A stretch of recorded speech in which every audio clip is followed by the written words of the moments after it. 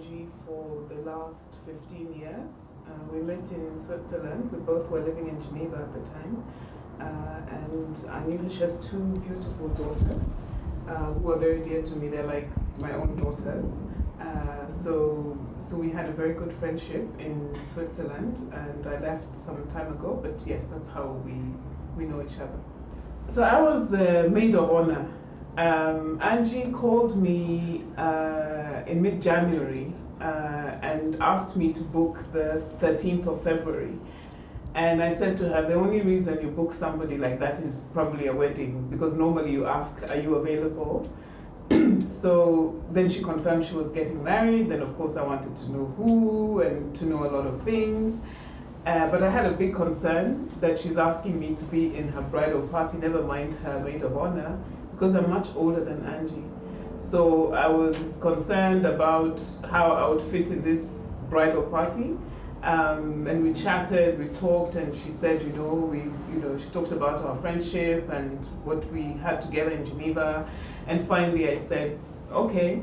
And then she revealed to me that there were other ladies that I know, and I said, oh, Gladys is there, Jackie's there, fine, I'll roll with you. So that's how I became the maid of honor.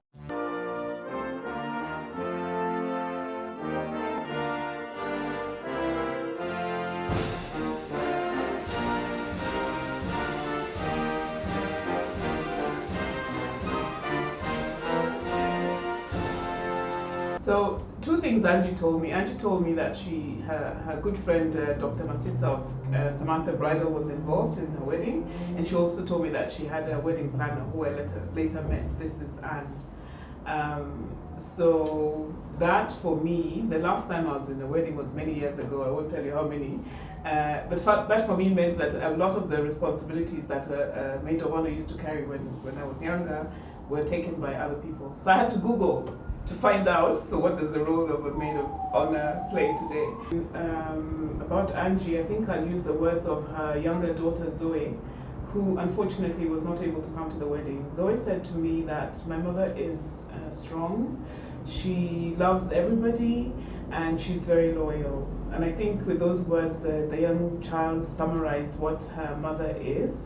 And this, I think, was reflected in her wedding, which had friends from many parts of Europe and also Kenya as well. She hasn't lived here for a long time, but she managed to pull together people from different parts of the world that she has collected along the way of her life. To be honest, when I saw there's a wedding planner, there's all these arrangements, I thought my job was just to show up looking good and enjoy sitting on the high table. But there's a lot of work behind being a maid of honor.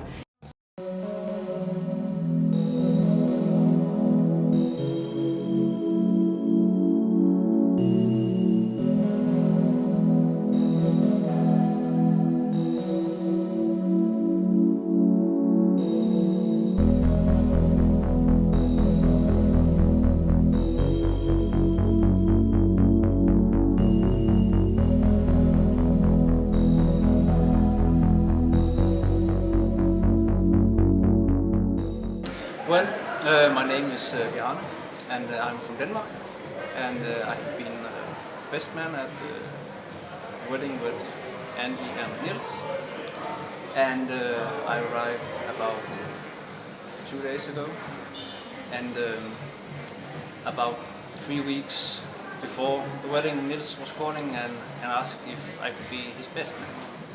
And in Denmark we don't have the best man in our weddings.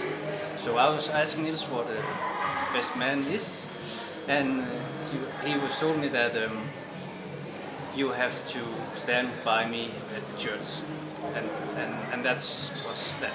Okay, that sounds easy to be the best man, and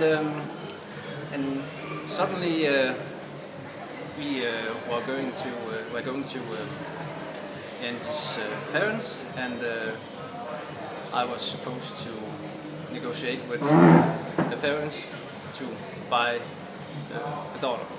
So it was very new for me. So it was funny, but I'm a little bit nervous also.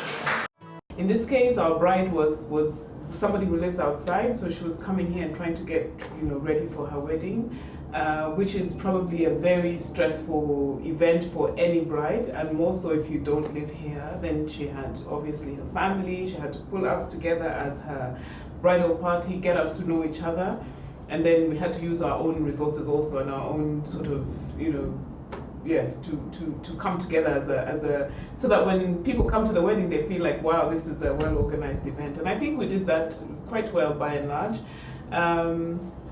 For me, what I took away from that is that when they ask you to be in the bridal party or whatever, you're actually committing to make the event a success.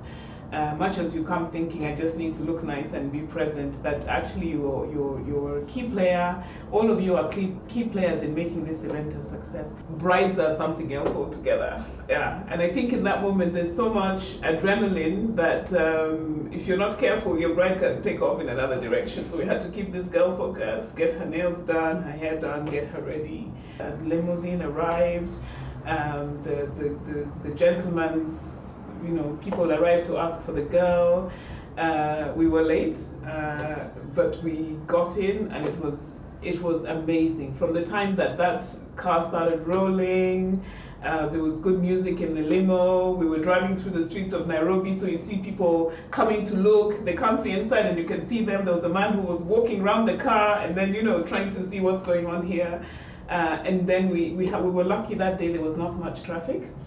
So we made it to Karen. Then we had to get out. She and myself and her mother get into the horse carriage, which was out of this world. In fact, I told her, thank you. I've never been in a horse carriage, and I've never been in a limo. And then, so the ride to the church was just good for now, having, letting go of that final tension and taking off for the show.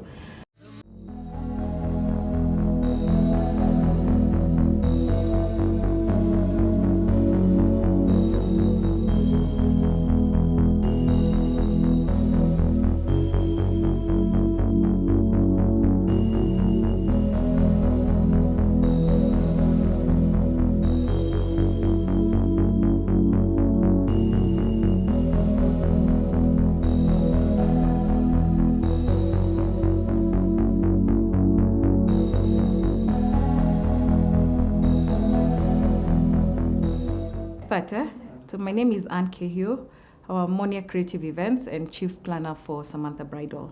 How I met Angie is Angie was recommended to me by Dr. Catherine Masitsa of Samantha Bridal, and I met her last year. I remember when the guests were already in church, the bride came in through the horse carriage. Would you believe everybody walked out of the church to take photos of the bride? So I had actually to talk to the MC, where we agreed we give them about 15 minutes. They take the shots and then they go inside the church. We had a delay of about 40 minutes because now the guests were in church, they came out and then they had to go inside.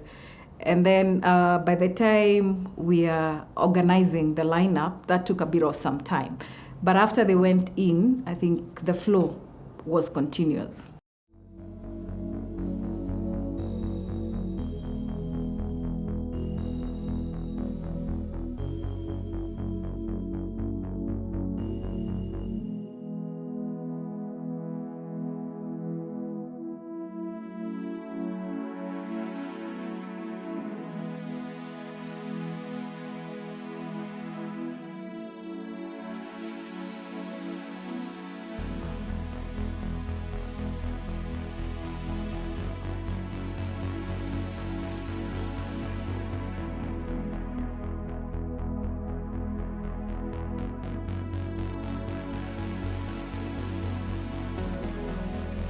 First, when I saw the grooms, my maids were just wonderful. They were just wow. I actually was like, okay, they look really nice.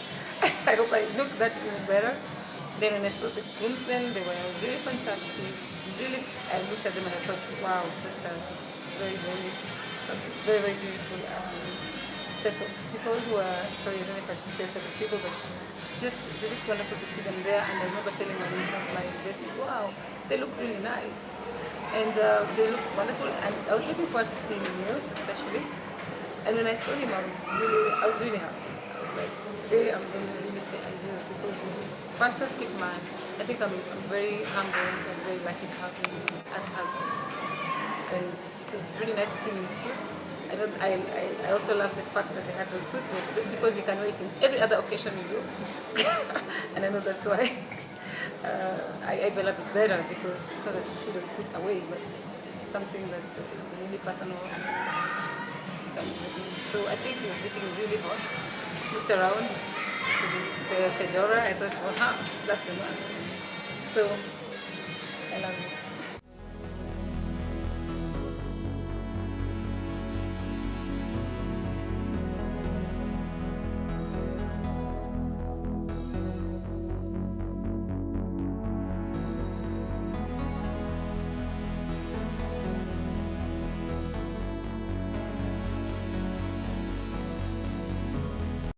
To hold in this day For later, for sickness and health.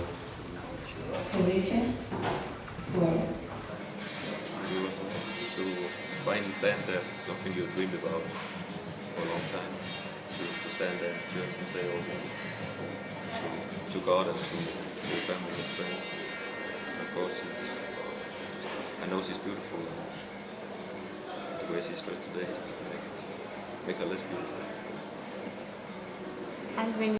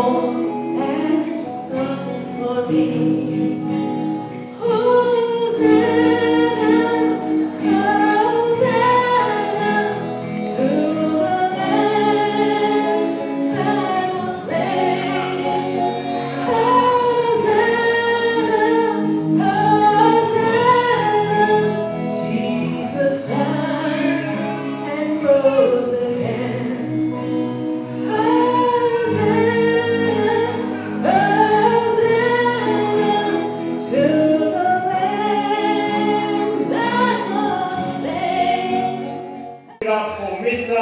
and Mrs. Nails. Let's talk about all right. Mr. and Mrs. Nails van der Beek.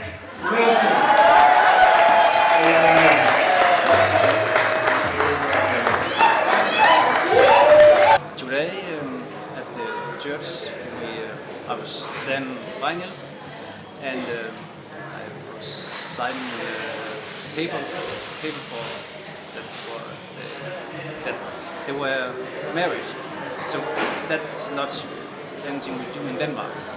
So it was it's a very different role compared to Denmark, where we don't have the best man. After church, everybody now moved to Karembliksen for cocktails and, of course, bitings and the photography shoot.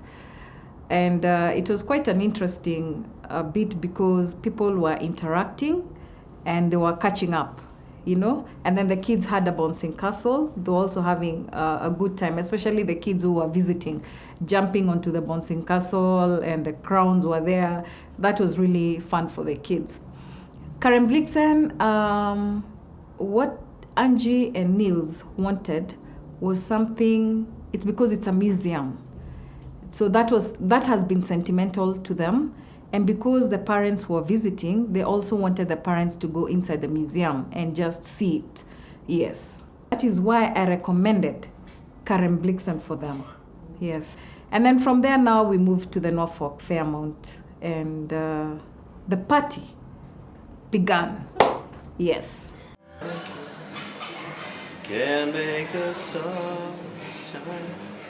Someone like you can make a boy cry. Someone like you.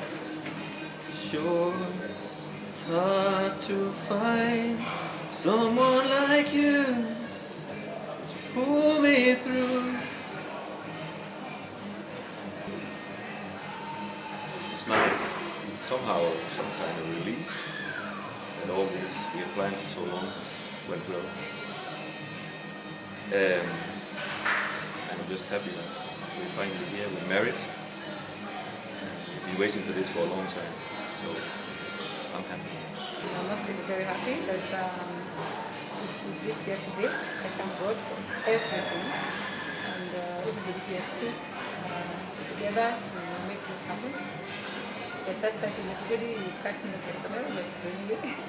So to say that it's been a great day, tough, it's been a long wait. But eventually I thank those who have been there to put this together for us and help us. And I'm happy that now we're married, we can start our life. Yeah. I met Angie through a planner, Anne. She called me and asked me to do Angie and Neil's wedding. And then finally when the couple got into the country, I had a chance of meeting both of them, Angie and Neil, just to tell me and the planner what she wanted, what kind of wedding she wanted, her expectations. It was gonna be a wedding at a residential home, but after a while, we had changes almost the week of the wedding. Well, our colors were red, purple, and lilac, and she wanted the church with white flowers. And the reception we had to do with the red flowers. And now, because we had to do with a bit of LED light in purple, just to bring the ambience of a ballroom. But initially, she just wanted a beautiful wedding, white in church and red and purple at the reception. At the dinner tonight, I was sitting at the table with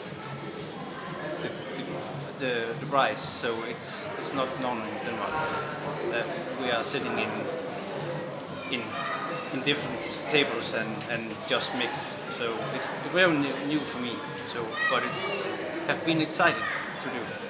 It's very different compared to Denmark.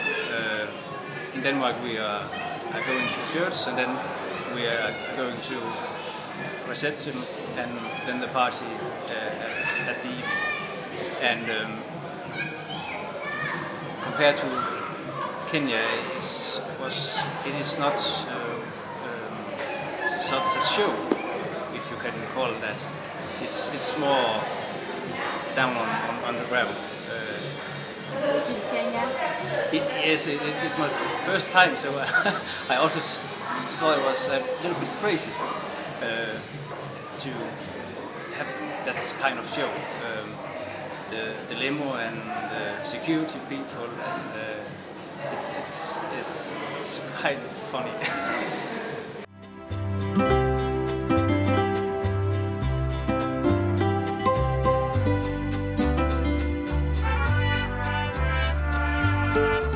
Other highlight was at the reception for the dinner. There was this time the Danish people, they called the bride and the groom, and then they had this cloth, this big cloth that had half of a human, in terms of this is Neil's round face, and then Angie, and then what they did, they put the cloth in front, and then Neil's and Angie were behind, so they put their heads, and then other people were behind, they put their hands. So somebody was reading, and I think that one took people by surprise. That was another, highlight, because everybody was taking photos. And it was quite interesting because I've never seen that happening in Kenya. So it was a good thing. That was good creativity on the part of the family from Danish. Yes. Without love, there's no home, there's no house. And if there's no house, there's no home. So the most important thing is love between them. And another thing I want to say, and I want to express so much, is us, as mothers-in-laws. We are the ones making our children's homes get spoiled. I think it was a beautiful wedding. I think that I met Niels that weekend in the confusion, but you really felt with both him and Angie, but I think more with him, how dedicated he was to his woman. And if you're a woman, then you know this is something that you can't not see. And I think for those who heard his speech at the end, it was the real Valentine's Day wedding. The theme was red and purple for the colors, but it was really, really beautiful. And getting to know his family also in that time, hearing his father say, "I've lost my son to Africa, but I've gained a daughter." It was really good. The coming together, the team, the people, the guests from Denmark were so open. What they had that we probably don't have is that they love. For them, children are a central part of the wedding. For us in the reception, we were saying, "Children, can you go?" So that was a bit of a confusion for them. But it was just a really wonderful coming together of two people, but of two communities.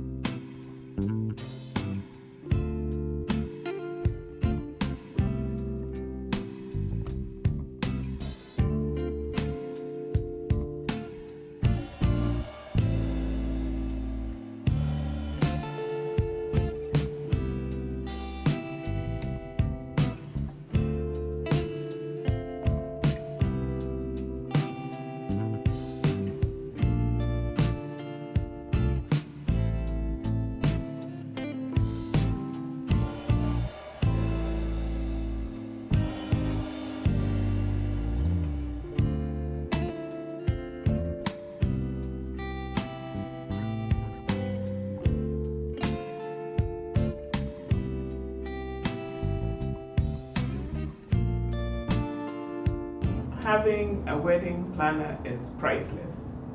I don't know how much they charge, but it is priceless because you have somebody who's constantly checking where you are with the preparation and reminding you. For example, the wedding planner asked for the list of the bridal party. So with the bride, we need the list. We made the list, and I sent her, she called me, she said, "Terry, there are 31. I'm like, "Hey, you have the list." But it's good to have somebody who keeps reminding you that, this is how things are going. And we were talking, I didn't know I'd be so involved with the wedding planner. Every night and every morning we were talking. And she would tell me, "Please check this, please check that." This lady had her heart was in this, which completely threw me off because that's what I would expect of the bridal party. But for me, a planner is a business person. Check, check, check. So she was really concerned with the whole event, with the family, the families on both sides. What I learned also is how friendship is expressed through how people do things for you. We had friends who were putting up the guests in their homes. We had friends who were driving people around. We had friends who, even we as the bridal party had to care for Angie's family. We talked to the mom. She wanted to be like the bridal party. It's a Valentine's theme. We called each other and we got the mom a red dress, just so that we would all feel included. And for me, that just said that when people come together for your wedding, they're really, really gunning for you. I don't think you can make it if you're just coming for the show. You really have to be totally committed and totally willing and ready to deal with whatever comes, so that if you see something is not working, you just fix it and keep going because it's got to work. So that was my takeaway from this experience. Thursday, when finally all of the ladies were in Nairobi, we had a spa date, which was fantastic. And so we all met for the first time and really had a good time. And Angie was with us, and she had a special bride's massage. And to be honest, when she came out, we didn't recognize her because she had been, massaged, and she was relaxed and she was really looking good. And then we went to meet with groomsmen who had also arrived in Nairobi, and we had a really, really good evening together. But as part of the evening, you're trying to find out how they do things, and we're also telling them how we do things. I told the guy, please don't show up without cows, man, or else you're wasting our time. Of our friends and our groom when we are at a wedding, and we will do that tonight as well. So, if you think we are a little hard to Nils, don't worry. It's because we love him. And he's been even worse. What? And he's been even worse. Nils is always worse to us this way. And Angie, we also give you a little fun. But I found out, for example, that in their culture, that speeches are very important for weddings. So that was also an opportunity just to get some exchange and get to know how, because at the end of the day, the marriage is also bringing together two people, but two communities. So I called Angie's mother. I said, Mabe, by the way, I don't know what you do in your culture, but you have to make a speech so please prepare. And I remember on the day of the wedding at 6 a.m. she woke up, she had her notebook and her Bible. She's very structured. She was taking notes, getting ready for her speech. A very Danish boy. He lived on a big pig farm, and his life is like a typical Danish fairy tale, which I will tell for you here. Nilla, the ugly duckling. Once upon a time, at a big pig farm, far out in the wild western part of Denmark, a cold country near the North Pole, Niels was born. Actually, Niels was born on a bad hair day. It was so bad that most of his hair ran away, right away. Niels had a rough childhood. He had 2 older brothers and a sister, but she's not important in this story. It's hard to be a farmer boy. I say, hey, it's hard to be a farmer. Hey, it's hard to be a... Angie's and Neil's wedding, I would say I took about 4 days to plan it. Having in mind that the groom jetted in on Sunday, I had met the suppliers on Saturday. So Monday, it was Tuesday, Wednesday, and Thursday. Because on Friday, we had to go to church and do the rehearsals. Angie, her wedding was falling on the 13th, on the eve of Valentine's Day. So ideally, her colors were themed as Valentine's. So she had the bridesmaids, some were wearing red. The little girls had red. We had white, the men had gray suits. I mean, it was a theme as we usher into Valentine's, it was going to flow. Then the vases, the flower, the concept that she chose also had a lot of red. I had the decor person, classic functions, and then I got the DJ, and then I got the MC, Robert Bulare. So once I put the budget together, and the suppliers, I actually gave them a brief of every supplier, and this is how they were going to do it, They were very happy about it. So ideally, we started rolling out. Neil started paying the suppliers on Monday, and by Wednesday, all the vendors had been paid. So now we were waiting for the wedding, which was taking place on Saturday. She wanted a nice dance floor. I think that was also a highlight for her because all the kids, even who were on the lineup, they were rolling around the dance floor. They were very excited because it was all lighting and, the kids loved it. And the bride and the groom, they were happy too. Yeah, the guests too, I think they had a wow effect when they walked into the ballroom at the Norfolk Fairmont. Yes. As a planner, one, for me to have made it for me to have made it to plan this wedding in 4 days, it's because I got the right suppliers. Yeah, I was organized, and I had those small details. I had to get a hold of them and work on them. Yeah, ideally. And then my interactions with my suppliers, and just giving them my word and them trusting me, that was also a plus for me, because these suppliers could have actually backed off, yeah, maybe even a month before the wedding, because they had other clients who were approaching them, but they didn't do that. So they had confidence in me, and I was able to pull off, yeah, and to keep my word, yeah. And we had a successful wedding at the end of the day.